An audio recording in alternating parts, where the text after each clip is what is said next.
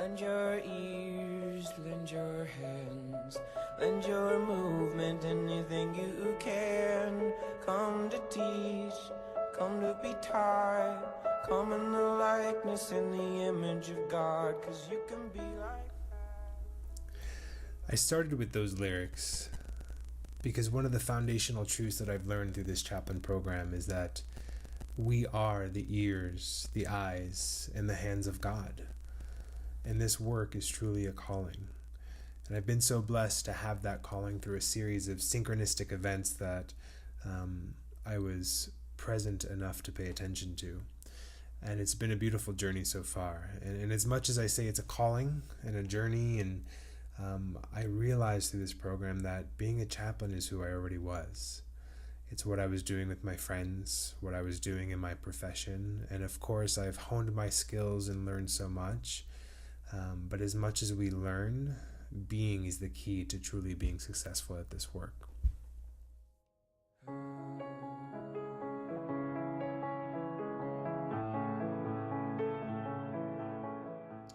So today, together, we will take a short journey through my growth in this CPE program.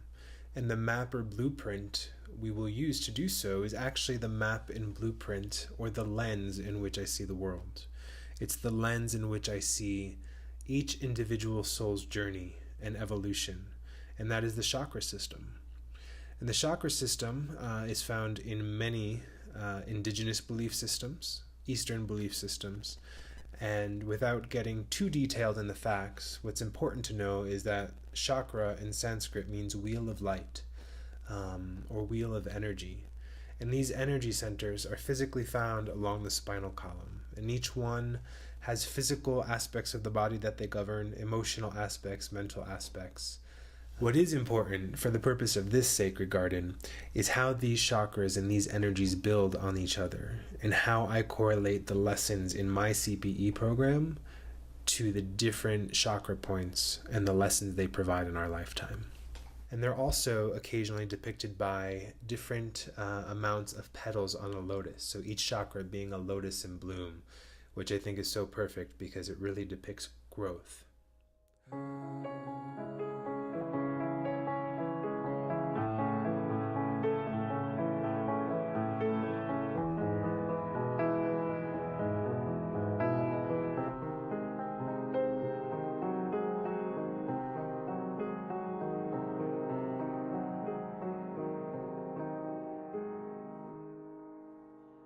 I go back and forth every single day. The clarity comes to me in the choppy waves. The feelings and the places and the seasons change. The galaxies remain. Energy feels torn about into space. The angels that are coupled in the spiritual ways. The hate that gets me just fit my spiritual pace. The root chakra. In my opinion, the root chakra doesn't get enough credit. It's a chakra I think many of us in the spiritual realms or the spiritual side of work kind of bypass and don't give enough time or development or attention. And I think because the root chakra has to do with survival and basic needs, we are in a culture that is way past that. And if you're about survival and basic needs, you have no worth in this world.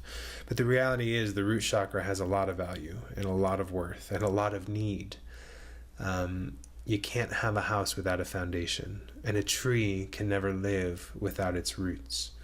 So the root chakra for me is a way to stay grounded and connected to our Mother Earth.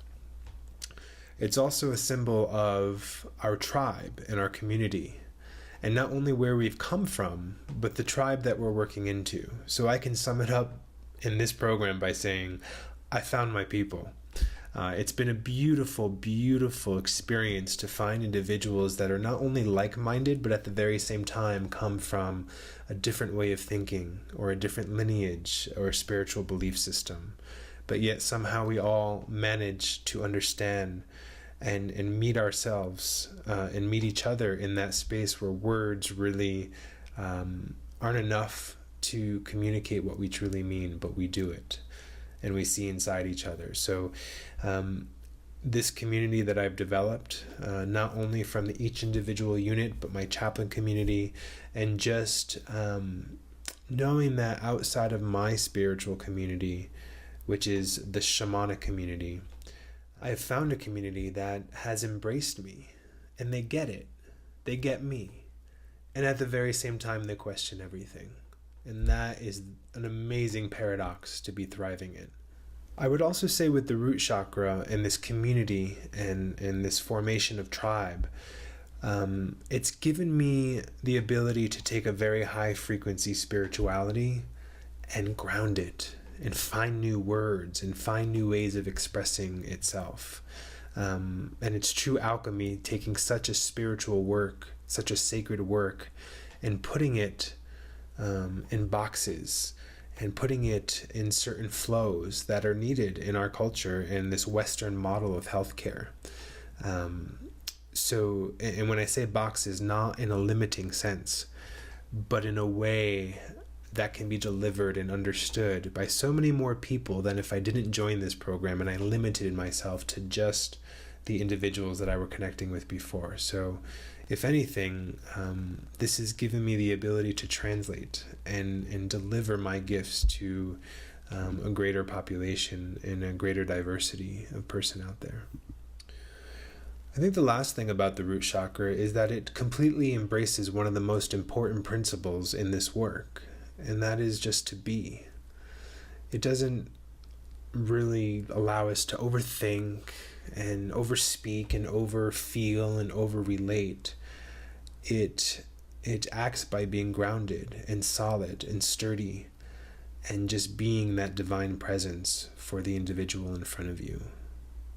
And that's the biggest gift. Not doing, just being.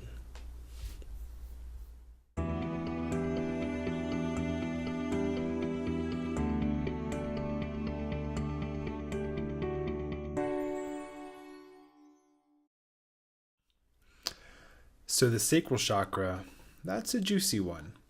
And the reason why I say it's a juicy one is it's the seat of our emotions. It's also the center of our creativity. It's the pleasure center. It's also where we learn the life lessons of relationship. So collectively, it tends to be a chakra center that is more difficult to balance and we can get stuck in very easily. To start with the creativity aspects is I think I find a lot of my self-care in this chakra. And self-care has been a theme throughout this program, and the diligence and commitment to self-care. And I think that's something that all of us, and especially in my journey, I found to be true, that we cannot do this work without caring for ourselves as much as we care for the other individual. That if we don't fill our well, we're limited in how much we can give. So in this chakra, and the energy of this chakra is where I found what fills my well the most, and that's art. And that's theater, and that's dance. And it's either as to the extent of taking a class or simply putting on some musical theater and rocking out in my car. So I have learned that expressing myself through the energy of this chakra center is going to be an integral part of keeping my well full. I wanna love you in the daylight, with the world all alive around us. I think the biggest lesson in growth in CPE that pertains to this chakra is all the many layers of communion and relationship that has been developed.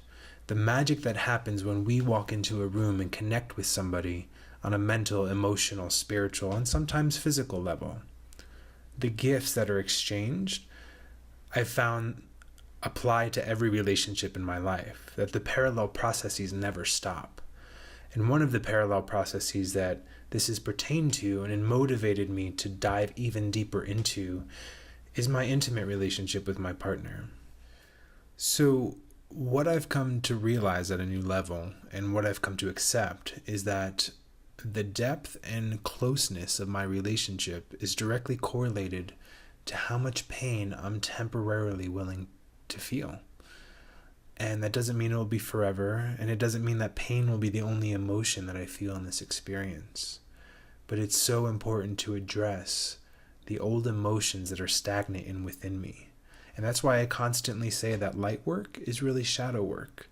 It's about shining a light in those dark areas and releasing those old vibrational patterns that no longer serve us. And in order to make room for more love in my life, I need to create that space. And that's what I'm doing. And that's what this program has really motivated me to do. Because what I bring into my intimate relationship will show up in my relationship and my work with others. Maybe not exactly, maybe not directly. But everything inside me will affect everything outside me. Bodies of info performing such miracles. I am a miracle made up of particles, and in this existence I'll stay persistent. The solar plexus chakra. This chakra is the chakra of the sacred I am. And if you notice in the beginning of this presentation, I purposefully capitalized those letters. It's the chakra of personal empowerment, of self-esteem, identity, boundaries. It's the chakra that asks the big question of, who am I? And this program has been an integral part of answering that question. Not only my identity as a chaplain, but sifting through, again, my internal landscape to really help me determine what is me and what has been conditioning. What comes up, what comes out, what is truth, and what is something that's been a lie that I've been telling myself all this time. This program has been an integral part of me developing that self-confidence to walk into a room not only with a client, but with another professional who may have more education or more clinical expertise, and show up and really show that I do have a voice. I have a perspective that counts. This program has given me another identity in which to express myself as someone who sees himself as a facilitator for healing and spiritual care. It has shown me what true pastoral authority really is. I think the last thing, but probably the most important, is I've learned that power, personal power, doesn't have to be forceful. Personal power doesn't have to be loud. That there is such power in tenderness and softness. And that sometimes power is really about not doing anything and being able to just stand within the storm with somebody else, or stand within the storm of yourself and coming out on the other end. That's power.